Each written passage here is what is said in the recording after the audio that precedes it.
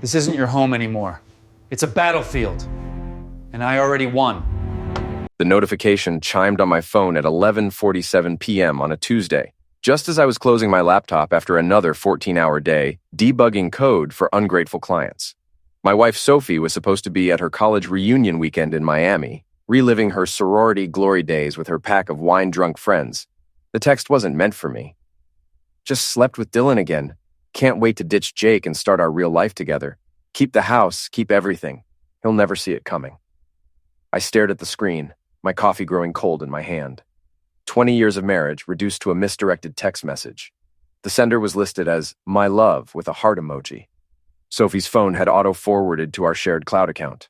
My name is Jake Morrison. I'm 42, a freelance tech consultant who spent the last 2 decades building what I thought was a solid marriage in suburban Connecticut.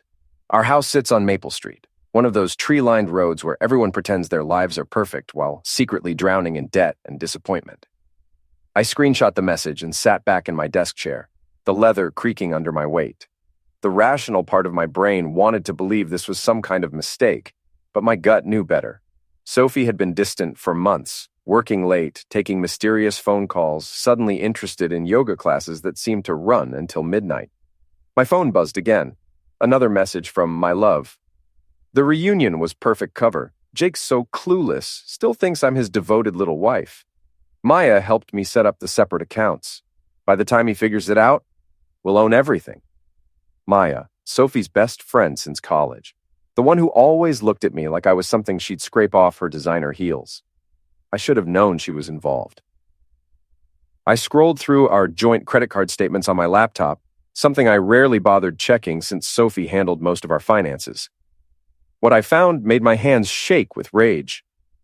$93,000. Charged over the past 6 months to luxury hotels, expensive restaurants, jewelry stores, and a private jet rental to Miami. All on our cards, all signed with Sophie's name, all funding her affair while I worked myself to exhaustion to pay for our lifestyle. The presidential suite at the Fontainebleau, $8,000 for 3 nights. Dom Perignon and caviar service, $1,200. Private shopping excursion on Ocean Drive, $15,000. My wife was living like a millionaire while cheating on me, using money I'd earned.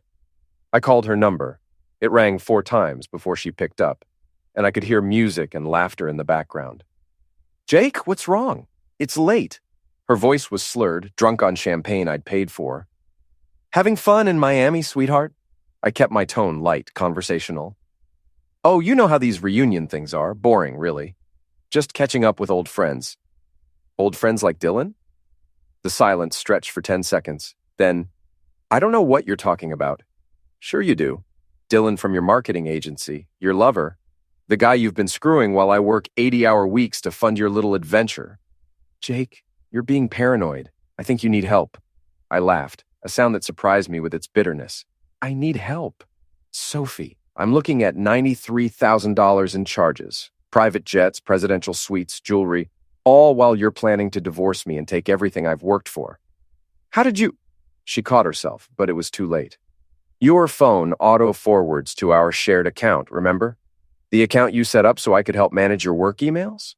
Turns out it also forwards your love notes to Dylan. I could hear her breathing, fast and panicked. In the background, a man's voice asked, "Everything okay, babe?" Is that him? Put him on the phone. I'd love to chat with the man who's been enjoying my wife and my money. Jake, we can talk about this when I get home. You're overreacting. No, Sophie, we're going to talk about this right now, with Dylan listening, because I want him to know exactly what kind of woman he's getting. The call ended. She'd hung up on me. I sat in my office, surrounded by the detritus of our marriage. Photos from our wedding, vacation souvenirs, anniversary gifts I'd bought for a woman who was planning to destroy me. The house felt different now, like a crime scene waiting to be discovered. My phone rang. Maya's name appeared on the screen. Jake, Sophie called me. She's worried about you. She said you were acting strange, making accusations. Cut the crap, Maya. I know you helped her set up the separate accounts. I know you've been covering for her affair. The question is, what did she promise you to betray 20 years of friendship with me? I don't know what Sophie told you, but she didn't tell me anything. Her phone did. Every text, every plan, every lie, including the ones about you helping her hide assets. Maya's voice turned cold. You always were a paranoid little man, Jake. Sophie deserves better than a boring tech nerd who can't satisfy her. Funny thing about boring tech nerds, Maya, we're really good at finding information. Digital footprints, financial records, electronic communications. I wonder what I might find if I really started digging into your life. She hung up too. I opened my laptop and started making calls. First, my lawyer Rachel Stevens, who'd handled our will and house purchase. Then my old friend Gus Kowalski, a former cop turned private investigator who owed me a favor from when I'd helped him set up his computer systems. By 3 a.m., I had a plan. Rachel met me at her office at 8 a.m. sharp, her gray hair pulled back in a severe bun that matched her no-nonsense attitude. She'd been practicing family law for 25 years and had seen every variation of marital betrayal imaginable. "Show me everything," she said, pouring coffee from a pot that looked like it had been brewing since the Carter administration. I spread the evidence across her conference table, printed bank statements, screenshots of the text messages, credit card receipts, and a timeline I'd constructed showing Sophie's movements over the past 6 months. Rachel studied the documents with the intensity of a surgeon examining x-rays. "This is good, Jake. Very good. The financial infidelity alone gives us grounds for a favorable settlement, but the premeditation shown in these messages makes it even better. What about the money she spent? Can I get it back?" "Some of it. Connecticut is an equitable distribution state, which means marital assets get divided fairly, not necessarily equally. But when one spouse wastes marital assets on an affair, the court takes a dim view." She pulled out a legal pad and started writing. "First, we file for legal separation and request temporary exclusive use of the marital home. Second, we freeze all joint accounts and credit cards. Third, we document everything, and I mean everything, about her affair and the financial waste. What about Dylan? Can we go after him?" Rachel's smile was predatory. "Alienation of affection isn't recognized in Connecticut, but we can certainly make his life interesting. If he's a junior partner at Sophie's marketing agency, his bosses might be very interested to know he's been conducting an affair with a married colleague using company resources." I felt a warm surge of satisfaction. How long do I have before she gets back from Miami? "When's her flight?" "Tomorrow evening." "Perfect. We can have the papers filed and served by noon tomorrow. She'll walk into a very different world than the one she left." After leaving Rachel's office, I drove to Gus's place on the other side of town. His office occupied the second floor of a strip mall between a nail salon and a Chinese restaurant, the kind of location that screamed discretion and cash only. Gus looked exactly like Central Casting would order for a retired cop. Thick mustache, coffee-stained shirt, and eyes that had seen too much of humanity's worst impulses. He listened to my story without interruption, occasionally grunting or making notes on a yellow pad. "Your wife's an amateur," he said when I finished. "Leaving a digital trail like that, using joint credit cards for affair expenses. Either she's incredibly stupid or she wanted you to find out." "What do you mean?" "Think about it, Jake. She's a marketing executive, right? Smart enough to run campaigns, manage budgets, manipulate people for a living, but she forgets about auto-forwarding text messages, uses your money to fund her affair? That's not stupidity, that's arrogance." He opened a filing cabinet and pulled out a contract. "Standard surveillance package is $500 a day plus expenses. I'll get you photos, video, audio if possible, financial records, background checks on Loverboy and anyone else involved. Do it. I want everything. One more thing, Jake. Once we start this, there's no going back. Your marriage is over, but your wife might not be the only casualty. These things have a way of spreading, taking down anyone in the blast radius. You sure you want to go nuclear?" I thought about the text messages, the $93,000, the 20 years of my life Sophie was planning to steal. She declared war first, Gus. I'm just going to finish it. That afternoon, I drove to Sophie's marketing agency, a glass and steel monument to corporate ambition in downtown Hartford. I'd been there dozens of times for company parties and award ceremonies, always as the supportive husband applauding Sophie's latest promotion or campaign success. The lobby was all marble and chrome, designed to intimidate clients and impress investors. I asked the receptionist for Dylan Reeves, claiming to be a potential client interested in their automotive accounts. Dylan was exactly what I'd expected. Tall, handsome in a generic way, expensive suit, teeth too white to be natural. He had the kind of smooth confidence that came from a lifetime of getting what he wanted through charm and manipulation. "Mr. Morrison, pleasure to meet you. I understand you're interested in our automotive division? We shook hands, and I resisted the urge to squeeze until bones cracked. This was the man who'd been sleeping with my wife, spending my money, planning to steal my life. Actually, Dylan, I'm here about Sophie Morrison. She's my wife. His face went pale, but he recovered quickly. Oh, Sophie's your husband. She's mentioned you, of course. Lovely woman, brilliant marketer. Yes, she is. In fact, she's so brilliant that she managed to charge $93,000 to our joint credit cards while conducting an affair with you. I'm impressed by her creativity. Dylan's mouth opened and closed like a fish gasping for air.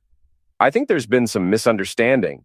No misunderstanding. I have the text messages, the credit card statements, the hotel receipts. I know about the private jet to Miami, the presidential suite, even the Dom Perignon you've been enjoying at my expense. I leaned closer, lowering my voice so the other employees couldn't hear. Here's what's going to happen, Dylan. My lawyer is filing divorce papers tomorrow. Your name is going to be all over them as the co-respondent. I'm also sending copies of all the evidence to your boss, the company's board of directors, and anyone else who might be interested in how you conduct business. You can't do that. I'll sue you for defamation. I laughed. With what money? Because I'm also sending everything to your wife.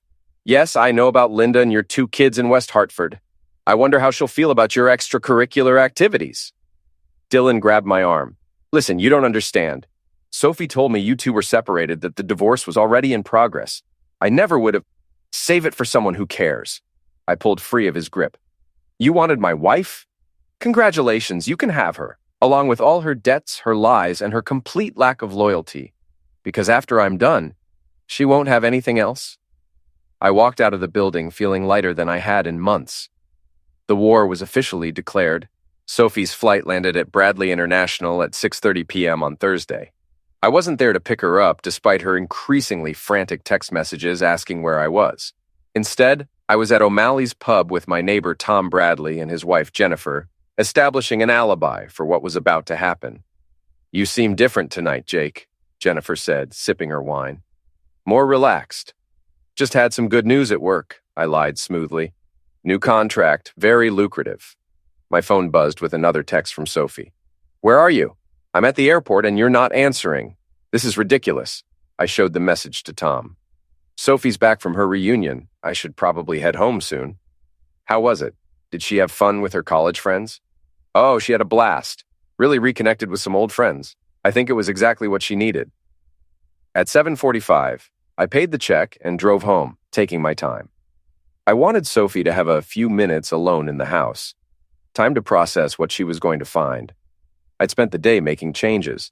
All the locks had been changed by a locksmith who owed me a favor. Sophie's clothes were neatly packed in suitcases by the front door. The divorce papers were taped to the refrigerator, along with printouts of her text messages and credit card statements. But the real surprise was waiting in the living room. Sophie's car was in the driveway when I pulled up, along with Maya's silver BMW. Through the front window, I could see them both pacing around the living room, Sophie gesticulating wildly while Maya tried to calm her down. I sat in my truck for a moment, savoring the anticipation. Then I walked to the front door and rang the bell. Jake, what the heck is going on? Sophie's voice was muffled through the door. My key doesn't work. That's because it's not your house anymore, sweetheart. At least not until the court decides who gets what. The door shook as she pounded on it. Open this door right now. I live here. Actually, you don't. Check the papers taped to the kitchen window. Legal separation with temporary exclusive use granted to me. Signed by Judge Morrison this afternoon. I heard Maya's voice. He can't do this. It's illegal. It's completely legal, I called through the door. My lawyer made sure of that. Sophie, your suitcases are by the door with everything you'll need. Maya can help you carry them to her car. I'm calling the police. Go ahead.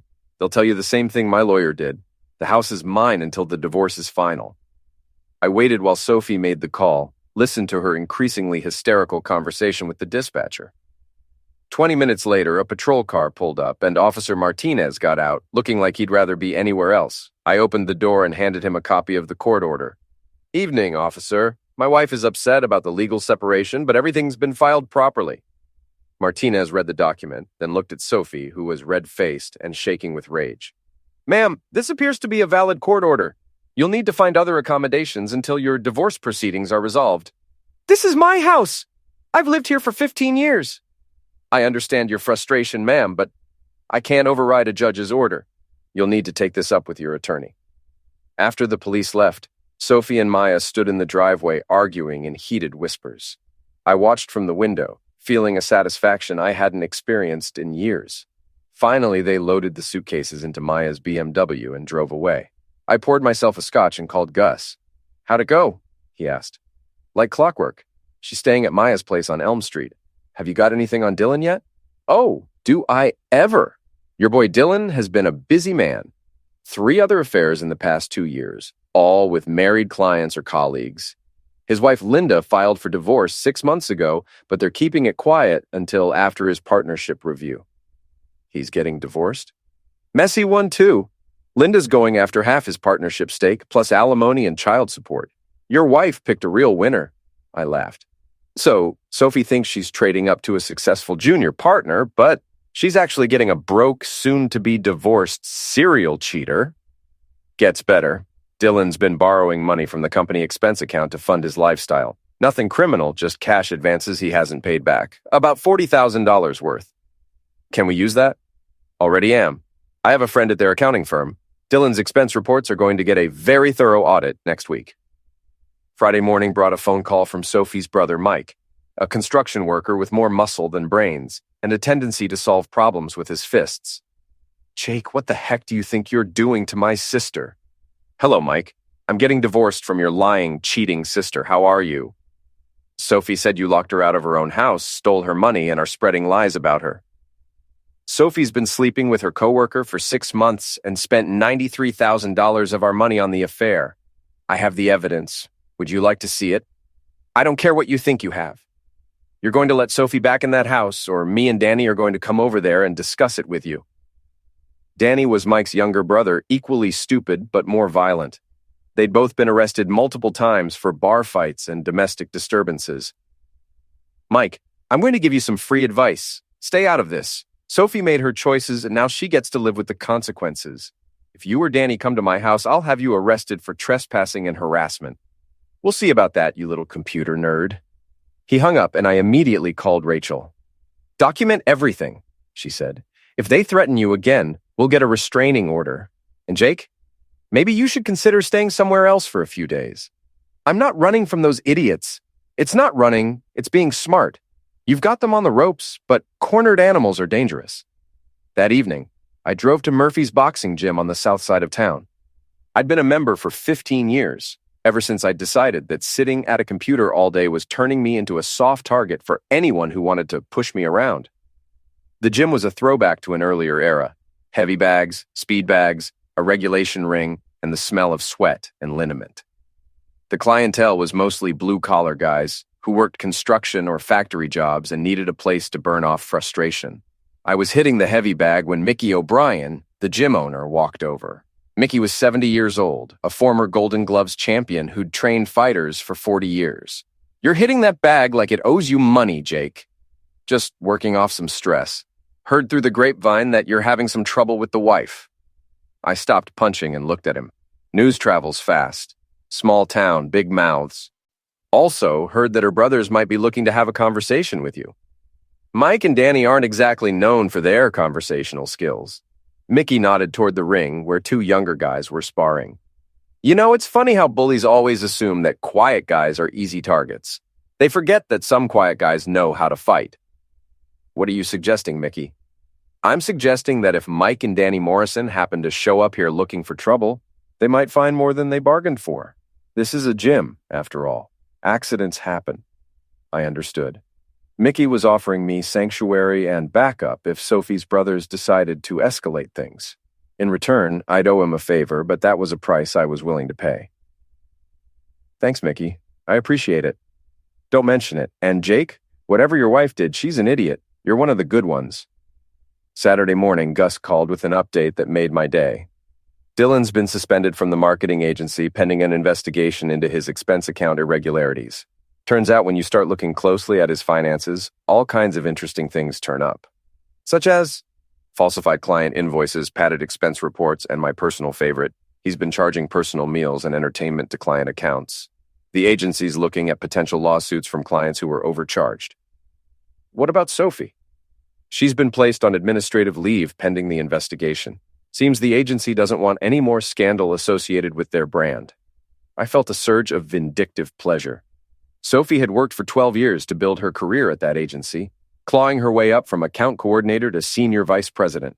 Now it was all crashing down because she couldn't keep her legs closed. There's more, Gus continued. Maya's husband found out about her role in covering up the affair. Apparently, she used their joint credit card to help Sophie pay for some of the hotel expenses. David's filing for divorce, too. Jesus, how many marriages is this going to destroy? As many as it takes. You didn't start this war, Jake, but you're sure as heck going to finish it. That afternoon, I was working in my garden when Mrs. Ellison, my 70-year-old neighbor, came over to chat.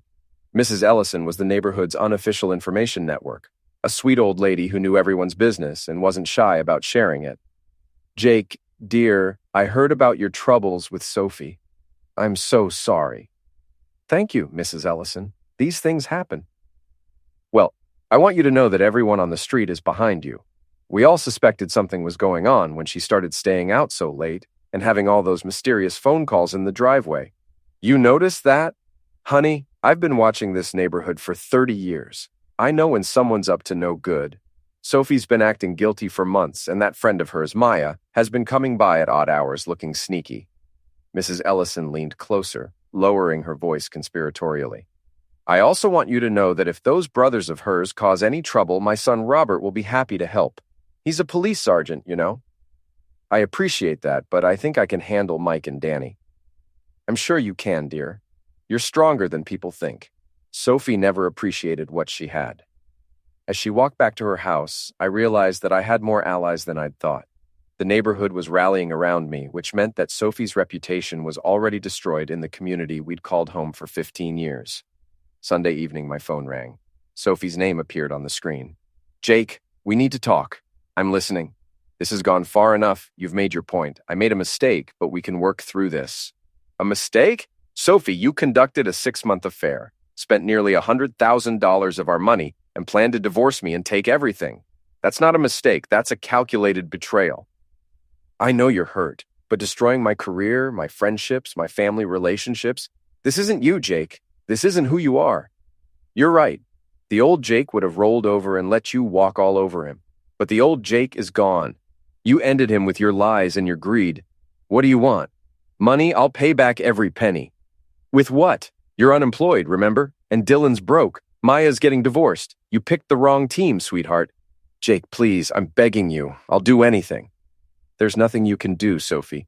You burned down our marriage, and now you get to live in the ashes.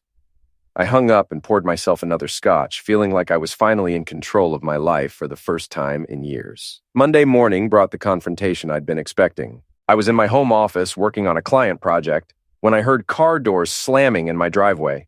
Through the window, I saw Mike and Danny Morrison getting out of a rusty pickup truck, both wearing work clothes and angry expressions. I called emergency first, then Mickey at the gym. They're here, I told Mickey. On my way. Keep them talking until I arrive. The doorbell rang, followed immediately by heavy pounding. Open up, Jake. We need to talk. Mike's voice carried the authority of a man who'd never been told no by anyone smaller than him. I opened the door, but kept the security chain engaged. Morning, boys. Little early for a social call, isn't it? Cut the crap, Danny said. He was the younger brother, but meaner, with prison tattoos covering his forearms. You're going to stop this harassment of Sophie right now. What harassment? I filed for divorce from your lying sister. That's not harassment, that's self-preservation. Mike stepped closer to the door.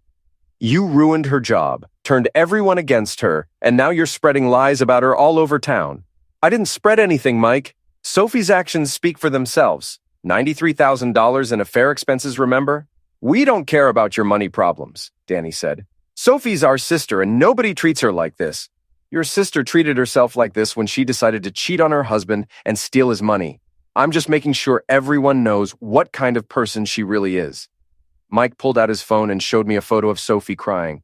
Look at her, you bastard! Look what you've done to her! I've seen her cry before, Mike. Usually when she was lying about where she'd been or who she'd been with. Your sister's tears don't impress me anymore. Danny's face was getting red. You think you're real smart, don't you? hiding behind lawyers and restraining orders, but you can't hide forever.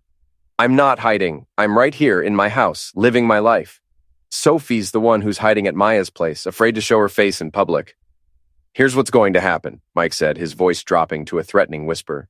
You're going to drop the divorce, let Sophie move back home, and stop telling people about your marriage problems, or we're going to make your life very unpleasant. And if I don't, Danny cracked his knuckles, then we'll have to teach you some manners the hard way. I heard another car pulling into my driveway.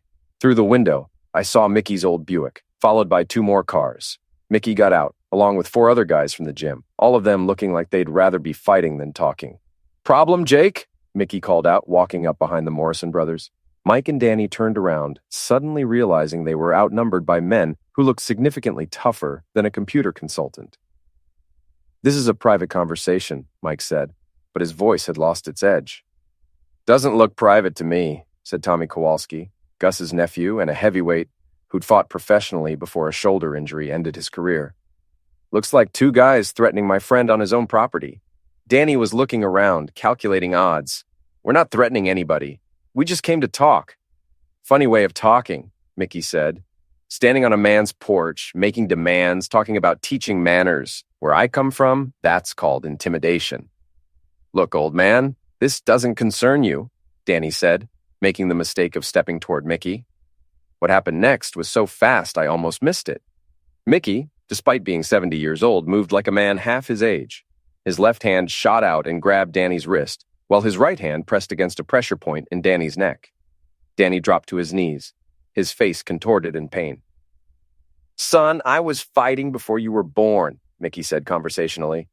I've forgotten more about violence than you'll ever learn. Now, you and your brother are going to get in your truck and drive away, and you're not going to bother Jake again. Because if you do, you won't be dealing with lawyers and restraining orders. You'll be dealing with us. Mike helped his brother to his feet, both of them looking shaken. This isn't over, Mike said, but there was no conviction in his voice. Yeah, it is, Tommy said. And if we see you around here again, we'll assume you're looking for trouble. Trust me, you don't want to find the kind of trouble we can provide. The Morrison brothers got in their truck and drove away without another word. Mickey and his crew stayed for another hour, drinking coffee and making sure the message had been received. Thanks, Mickey, I said as they were leaving. I owe you one. You don't owe me anything, Jake. That's what friends do. Tuesday brought news that Dylan had been fired from the marketing agency and was facing potential criminal charges for embezzlement. The agency was also conducting an internal investigation that had expanded to include Sophie's role in covering up Dylan's financial irregularities. Wednesday, Maya's husband David filed for divorce and kicked her out of their house. Maya moved in with Sophie at a cheap motel on the outskirts of town. 2 women who'd destroyed their lives for a man who'd turned out to be worthless. Thursday, I received a call from Detective Sarah Chen of the Hartford Police Department. Mr. Morrison, we've received a complaint from your wife alleging harassment and stalking. She claims you've been following her, taking pictures, and interfering with her employment. Detective, I haven't left my house except to go to the gym and the grocery store. I think you'll find that my wife is confusing legal divorce proceedings with harassment. She also mentioned threatening phone calls. The only calls I've made to Sophie were recorded conversations with my lawyer present. I'd be happy to provide you with copies of those recordings. There was a pause. Mr. Morrison, between you and me, we see a lot of these cases. Cheating spouse gets caught, faces consequences, then tries to play the victim. Your wife's complaint doesn't hold water, especially since she can't provide any evidence of actual harassment. What happens now? Nothing. We'll file the complaint, but unless she comes up with some actual evidence, it's just paperwork. However, I'd recommend avoiding any contact with her until your divorce is final. That won't be a problem, Detective. Friday afternoon, Rachel called with an update on the divorce proceedings. Sophie's lawyer wants to negotiate a settlement. They're offering to split the marital assets 50-50 if you agree not to pursue reimbursement for the affair expenses. What do you think? I think they're scared. The evidence of financial waste is overwhelming, and Sophie's unemployment makes her look like a liability rather than an asset. We can do better. How much better? I'm thinking 70-30 in your favor, plus full reimbursement for the affair expenses. Sophie keeps her car and personal belongings, but you get the house, the retirement accounts, and most of the liquid assets. Do it! Saturday evening, I was at Murphy's gym working out when Gus arrived with a manila envelope. Final report, he said, handing it over. Everything you wanted to know about your wife's affair, plus some things you probably didn't. I opened the envelope and found photographs, financial records, phone logs, and a detailed timeline of Sophie's relationship with Dylan. The evidence was overwhelming and damning.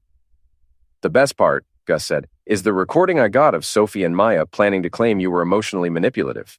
They were going to try to get a restraining order against you and use it to force you out of the house. You recorded them? Maya's motel room has thin walls and I have good equipment. They spent 2 hours planning their strategy, including coaching Sophie on what to tell the police to make her story more believable. I felt a cold fury building in my chest.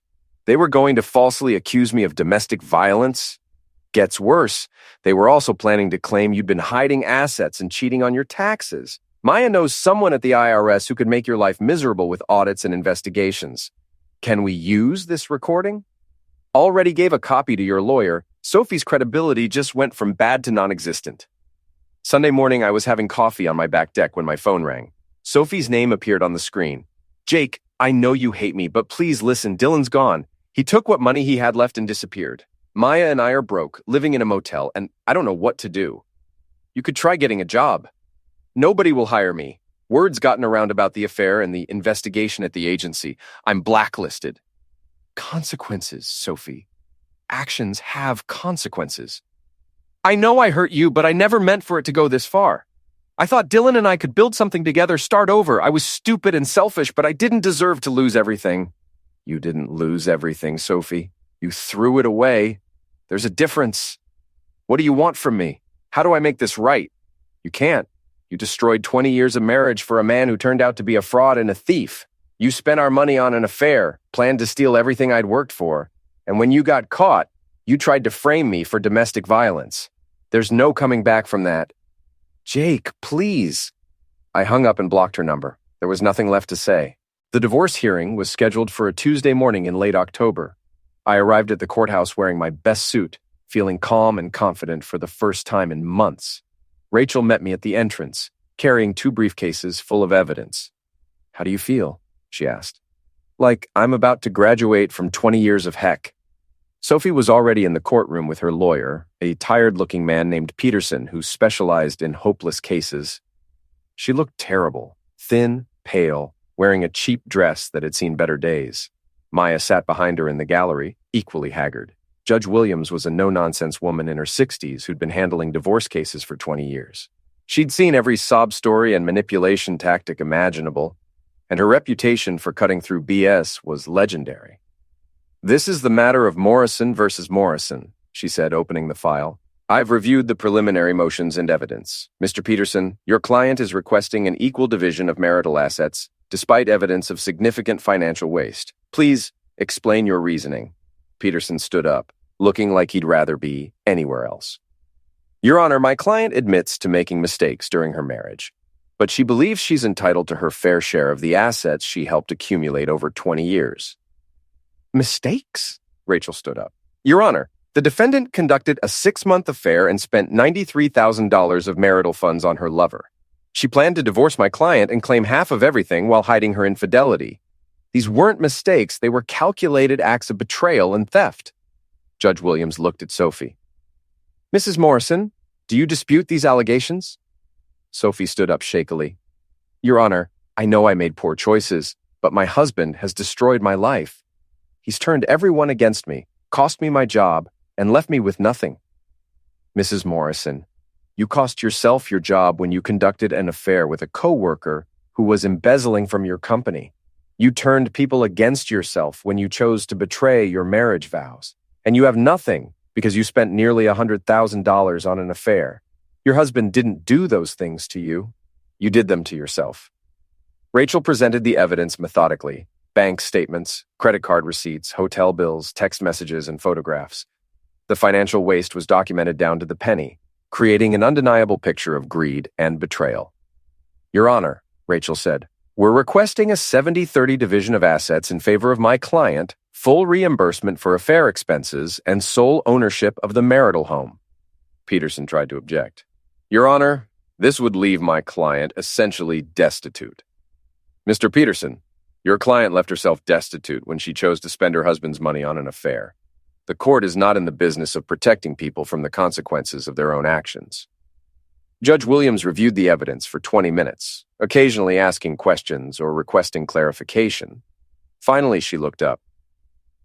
I've seen a lot of ugly divorces, but this case stands out for the sheer selfishness and greed displayed by the defendant. Mrs. Morrison, you didn't just cheat on your husband. You robbed him. You used his money to fund your affair, planned to steal his assets, and when caught, attempted to falsely accuse him of domestic violence. Sophie started crying, but Judge Williams wasn't finished. The evidence shows that you spent $93,000 of marital funds on your affair, including luxury hotels, expensive meals, jewelry, and travel. You plan to divorce your husband and claim half of everything while hiding your infidelity. When your affair was discovered, you conspired with others to make false accusations against your husband. The judge's voice grew colder. This court has zero tolerance for financial waste and false accusations. Mr. Morrison will receive 75% of all marital assets, including sole ownership of the family home. Mrs. Morrison will be responsible for reimbursing the marital estate for all affair-related expenses, totaling $93,000. Sophie's lawyer looked stunned. Your Honor, this judgment would leave my client with virtually nothing. Mr. Peterson, your client already has nothing because she threw away everything that mattered for a man who turned out to be a fraud. The court cannot fix poor judgment, but it can ensure that betrayed spouses are not victimized twice. Judge Williams signed the final decree and handed it to the clerk. This divorce is granted. Mr. Morrison, you're free to rebuild your life. Mrs. Morrison, I suggest you learn from this experience and make better choices in the future. As we walked out of the courthouse, Sophie tried to approach me one last time. Jake, wait. Please, we need to talk about the money. I can't pay $93,000. I don't have anything. I stopped and looked at her, this woman who'd shared my bed for 20 years and then tried to destroy me. Sophie, that's not my problem anymore. You created this mess. You figure out how to clean it up. But where am I supposed to go? What am I supposed to do? I don't know and I don't care. You made your choices. Now live with them. Maya appeared at Sophie's side, looking desperate. Jake, please. Sophie made mistakes, but she doesn't deserve this. I turned to Maya, the woman who'd helped orchestrate my betrayal. Maya, you helped Sophie plan to destroy me. You covered for her affair, helped her hide assets, and coached her to make false accusations against me. You're lucky I'm not suing you for conspiracy and defamation. We never meant for it to go this far. You meant to steal everything I'd worked for and leave me with nothing. The only thing you didn't plan for was getting caught. I walked away, leaving them standing on the courthouse steps. Rachel caught up with me at my truck. How does it feel? She asked. Like justice. That evening, I sat on my back deck with a glass of scotch, watching the sunset over the neighborhood I'd called home for 15 years. My phone had been ringing all day with congratulations from friends and neighbors who'd heard about the divorce settlement. Mrs. Ellison had brought over a casserole and a bottle of wine. Mickey and the guys from the gym had stopped by to celebrate. Even Gus had called to congratulate me on what he called the most thorough legal destruction he'd ever witnessed. I thought about Sophie and Maya, probably sitting in their motel room trying to figure out how to survive. I thought about Dylan, wherever he'd run to, probably looking for his next victim. I thought about the 20 years I'd wasted on a woman who'd never deserved my loyalty. But mostly, I thought about the future. At 42, I was free, financially secure, and finally able to live my life on my own terms. The house was mine, the debt was gone, and my reputation was intact. My phone buzzed with a text message from an unknown number. You destroyed my life, but this isn't over. I'll find a way to make you pay. I deleted the message without reading it twice. Sophie could threaten all she wanted, but she had no power over me anymore. She was broke, unemployed, and friendless, while I had a successful business, a comfortable home, and the respect of my community. I raised my glass to the setting sun and smiled. Here's to new beginnings. 3 months later, I heard through the neighborhood grapevine that Sophie and Maya had moved to Florida, where they were working at a call center for minimum wage. Dylan had been arrested in Nevada for credit card fraud and was facing federal charges. I never saw any of them again. The house felt different now, lighter, cleaner, like a weight had been lifted from every room. I'd redecorated, removing every trace of Sophie's presence and making the space truly mine. The home office where I discovered her betrayal became a library. The bedroom we'd shared became a master suite designed for one.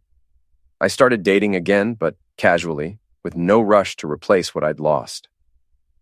I'd learned the hard way that trust was precious and easily broken, but I'd also learned that I was stronger than I'd ever imagined. On the anniversary of the day I'd received Sophie's misdirected text message, I threw a party. The entire neighborhood came, along with Mickey and the guys from the gym, Gus and his family, and Rachel and her husband. We celebrated not just my freedom, but the power of truth over lies, justice over betrayal, and courage over cowardice. As the evening wound down and the last guests were leaving, Mrs. Ellison pulled me aside. "Jake, dear, I'm proud of you. You could have rolled over and let them walk all over you, but you fought back. You showed everyone that good people don't have to be victims." "Thank you, Mrs. Ellison. That means a lot." "You know, Sophie called me last week. She wanted to know if you ever talked about her, if you seemed sorry about how things ended." "What did you tell her?" Mrs. Ellison smiled. "I told her the truth, that you never mention her name, that you seem happier than you've been in years, and that you've moved on completely. She didn't like hearing that." I laughed. "I bet she didn't. She asked if I thought you'd ever forgive her, maybe give her another chance. And I told her that some bridges, once burned, can never be rebuilt, that she'd made her choices, and now she had to live with them forever." As I cleaned up after the party, I reflected on the journey that had brought me to this point. A year ago, I'd been a defeated husband, working himself to death to support a wife who was planning to betray him. Tonight, I was a free man, surrounded by real friends, living in a home that was truly mine. Sophie had thought she was trading up when she chose Dylan over me. Instead, she'd traded a comfortable life with a loyal husband for poverty and disgrace with a criminal. She'd gambled everything on a lie and lost it all. I walked through my house, turning off lights and locking doors, feeling a satisfaction that went bone deep. Tomorrow would bring new challenges and opportunities. But tonight, I was exactly where I belonged. In the master bedroom, I looked at the framed photo on my nightstand. Not of Sophie, but of myself on graduation day from college, young and full of hope. That young man had made some mistakes, trusted the wrong person, and paid a heavy price. But he'd also found the strength to fight back when it mattered most. I raised an imaginary glass to the photo. We did it, kid. We won. Outside, the neighborhood was quiet, filled with families sleeping peacefully in their beds. Some of them were probably facing their own marital problems, their own betrayals and disappointments. But they'd seen what I'd accomplished, and maybe some of them would find the courage to stand up for themselves when their time came. I turned off the light and settled into bed, alone but not lonely, free but not bitter. Sophie had tried to destroy me, but instead she'd made me stronger. She'd thought she was writing my ending, but she'd actually written her own. And my story? My story was just beginning.